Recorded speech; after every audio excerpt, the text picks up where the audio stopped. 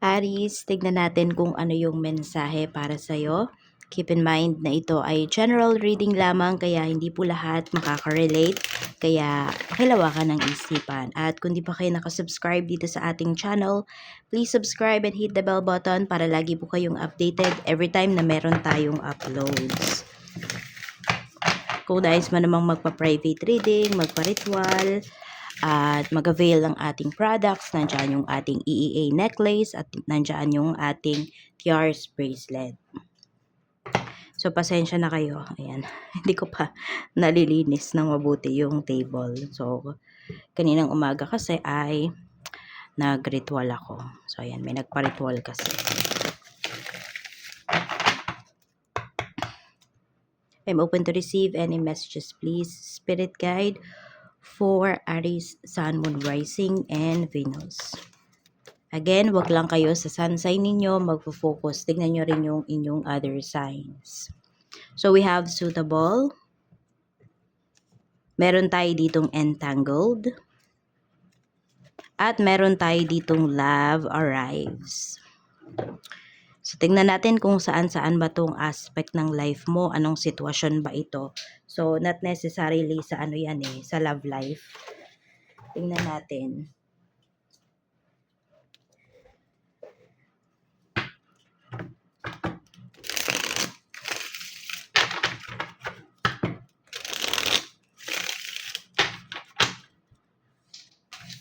We have judgment.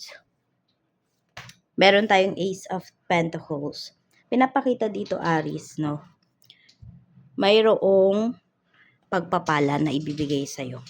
Pero syempre, ito ay pinaghirapan mo.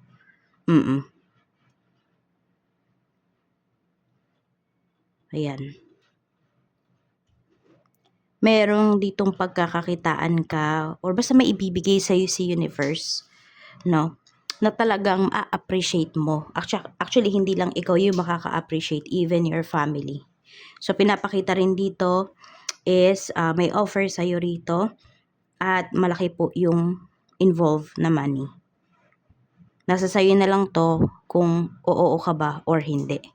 Pero tsak, magugustuhan mo to. Hindi lang dahil sa, sabihin natin, sa involved naman yan, sa laki ng kikitain mo, ng mapapasa kamay mo. Pwede rin kasi yung mga tao na makakasama mo or yung mga tao na involved dyan is makakasundo mo. Pwede rin kung ito po ay sa ibang bansa, magugustuhan mo rin yung culture, magugustuhan mo yung, yung sistema doon sa lugar na yon, sa bansa na yon, Tignan natin. Ano tong entangled? We have 9 of Wands. We have Page of Swords. Pwedeng nahuhook ka sa isang sa isang gawain, sa tao. Ayan. Merong tao ba dito na feeling mo may nililihim siya sa'yo? Okay, bakit ka ba interesado sa tao na yun? Kasi pwedeng karelasyon mo yun. Some of you naman po pwede po na romantic relationship. Pwede naman na friend mo ito. So, hindi siya nagsasabi sa'yo ng totoo. Kaya tuloy, medyo mauubos po yung oras ninyo kakaisip dun sa tao na yun. Oo, yun yung pinapakita rito Tignan pa natin. So, tignan mo kung deserve pa nung taong to yung oras na binibigay mo sa kanya. Or dun sa binibigay niya sa yung pag-iisip, pag-overthink. Love arrives. We have, may marriage tayo dito na pinapakita, Meron ba dito pwede kasing may karelasyon na kayo talaga. And, yes, napakataas po ng pinapakita rito na yung karelasyon mo, yun na talaga yung mapapangasawa mo. We have, wala nang iba, siya na daw, ayan itatali ka na dito, Aries. So, meron pwedeng magpapakasal na or mapapag-usapan nyo na po talaga yung pagpapakasal. Kaya din siguro may pinapakita dito kasi may travel na pinapakita sa inyo dito Okay, so kung kayo yung babae or kahit lalaki, pwedeng doon kayo pupunta sa kung nasaan yung person mo. Kung saan yung lugar nila, ganyan. Tignan natin, kamusta yung emosyon mo ngayon? Kamusta ang emosyon ni Aries ngayon? We have 10 of Cups. So, masaya ka, fulfilling yung mga nangyayari sa life mo ngayon. Overall energy mo, masaya ka. Yung overall emotions mo ba, masaya ka. Kontento ka sa life mo. Pero yun nga, kahit kontento ka, pwedeng may mga i-offer pa rin talaga sa'yo si universe na mga opportunities, mga blessings. Ito naman yung iyong kaisipan. So, 'di ba? Meron dito pwedeng meron kayong gustong alisan na talaga, pinag-iisipan nyo po 'yan. Pwedeng ito ngayon yung mga tao na nagbibigay sa ng kaisipan, na hindi magandang kaisipan or pag-overthink. So, pag-isipan mo din talaga tong mabuti. O, ang gawin mong pagde-detach towards dito sa mga tao na to, or kahit sino mang tao yan, is dapat maging healthy siya. Okay? Oo. Para maging peaceful ba yung pag-alis mo sa life ng tao na to.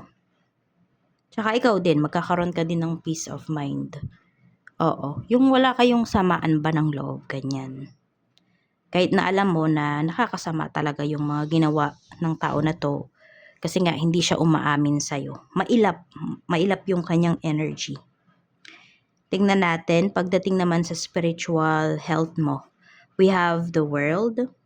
So, some of you, meron kayong pwedeng pinapractice and magiging pro kayo dyan sa pinapractice ninyo na gifts ninyo.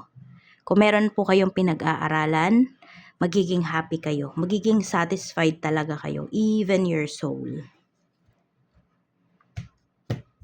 May mga tao din dito na makakatulong sa'yo. Tignan natin. Could be mentor mo yon, maging mentor mo yung tao na yon, or siya yung magga-guide sa'yo.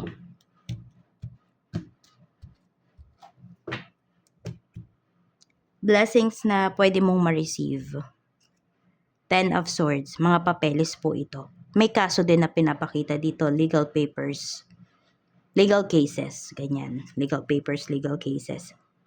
King of Pentacles. So, kung meron kayo dito, sabihin nga natin, pagkakakitaan, and may involve talaga dito na kontrata, yan po. Makukuha nyo yan. Could be bidding, ganyan po, no? Basta, more on contracts ito. Four of Pentacles. Financial security talaga ang pinapakita sa'yo dito, Aries. Diyan ka talaga mas mabe-bless ngayon. Kaya claim mo na yan. Tingnan pa natin. Ano pa yung mensahe for you? Energy naman ng mga taong makakasalamuha mo today. Ace of Cups. Medyo emotional or emotional talaga yung mga tao na mga makakasalamuha mo. Pero meron dito sila, masaya. Meron din naman sobrang lungkot kung malungkot. Two of Cups. Tapos meron din mga in love. Madaling kausap yung mga tao din na makakasalumuha mo. Pero mas more on magaan yung energy na pinapakita dito kaysa mabigat. Pero dahil iba-iba naman tayo ng emosyon, so ayun, hati yan. May masaya, may malungkot. Sa work naman, tingnan natin. So may nagdadalawang isip ba or sobrang busy nyo lang sa trabaho? We have Knight of Wands. May tinatapos, no? Sobrang busy nung karamihan sa inyo. Parang hindi kayo nakakatulog nitong mga nakakaraan. Meron din naman po dito, hindi na kayo masaya sa trabaho. Or pwedeng masaya ka, pero yun naman ang problema. Mga tao naman sa paligid mo yung nagiging problema. Three of Cups. Mukhang may expectation sa'yo dito. Hindi yung boss mo, yung mga katrabaho mo. Ayan. Meron akong nakikita dito na pwedeng niyayaya kayo. Basta merong niyayaya kayong lumabas, niyayaya kayong mamasyal, pumunta sa ibang lugar, ganyan. Pero nandun kasi yung pagdadalawang isip mo. So, kung may issues kayo, ayan, kung ito yung issues, dito yung issues mo, no? Pagdating sa work, sa katrabaho, huwag kang sumama. Follow mo yung intuition mo kasi baka may masamang mangyari sa'yo dyan. Sa negosyo naman, we have strength. We have Ace of Wands. So, paganda ng paganda yung ano mo, yung negosyo mo. Lalago talaga ito. Magbo-bloom yung business mo. Alagaan mo lang yung mga tao sa paligid mo, yung mga clients mo, mga staffs mo, mga suppliers mo. Kamusta yung sales ngayon? Happy ka sa sales, oh. Alam mo yung confident ka talaga na hindi ka masizero ngayon. Check naman natin kamusta yung mga clients mo. King of Cups. Mababait din yung mga clients mo. Meron lang syempre hihingi dyan ng discount, ganyan. Nasa sayo na lang yan kung magbibigay ka ba, papabola ka ba. Tapos, ito naman yung mga staff mo. Ayan, mga staff mo, wala kang problema. Talagang maaasahan mo sila. Ano ba yun? Very dedicated pagdating dito sa negosyo mo. Tapos, puro good things din yung sinasabi nila ha. Yung mga comments nila about sa iyong negosyo, about sa paano mo pinapalakad yung iyong negosyo. So, madami dito magi-stay talaga sa'yo. Check naman natin. Okay, so sabi ko nga dito, 'di ba? Blessed ka talaga ngayon pagdating sa kaperahan. Tignan natin, energy pa rin ng pera. We have the Devil. So maganda yung kaperahan mo, pero pwedeng lalapitan ka ng mga mga mapanuksong bagay, ganyan. So mag-ingat-ingat ka lang din. We have Queen of Pentacles, you see? So pwedeng talaga. Ito ba yung pinagtutuunan mo, mas more on pinagtutuunan mo ng pansin ngayon, Aries, kaysa love life mo, ganyan, kaysa ibang bagay, pwedeng kaperahan talaga. Kasi dito talaga pinapakita, paganda ng paganda talaga yung kaperahan mo. Pero kung ito, some of you naman, kasi meron din dito nanonood talaga, nako, hindi po yan totoo, nahihirapan nga po ako sa pera ko. Nahihirapan ako sa financial ko. Ito, meron kasi kayong mga kailangang baguhin, meron kayong mga kailangang alisan or alisin mismo na tao sa life ninyo. Yun yung kailangan nyong gawin. So, tignan mo kung sino yung mga tao na nakapaligid sa'yo. Pwedeng nai-impluwensyahan nila yung energy or yung flow ng money mo. Kaya, pwedeng bumabagal siya. Pwede rin sa lugar kung nasaan kayo ngayon. So, napaka-importante din ngayon, Aries, yung mga tao sa paligid mo. Kung sino ba yung mga nakakausap mo. Sa love life naman, we have the Empress. Meron po bang buntis dito? Ayan.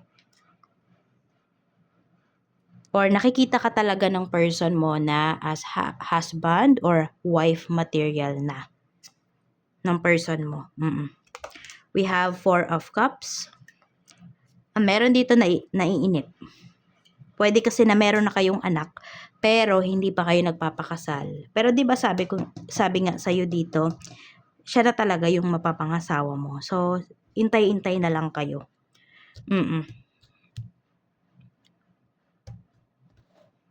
Siguro nape-pressure na rin kayo, no? Kasi pwedeng lumalaki na yung mga anak nyo, ganyan. Or nape-pressure ka sa mga tao sa paligid mo, tinatanong na nila kailan ba kayo magpapakasal, ganyan. We have Knight of Swords. So, expect the unexpected.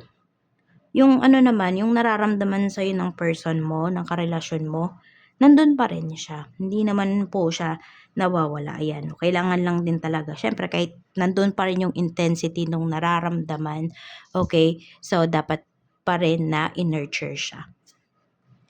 Five of Wands, nape-pressure nga. Hindi ko alam kung parehas kayong nape-pressure ng person mo pagdating sa mga tao sa paligid nyo. May mga petty fights lang ang pinapakita rito.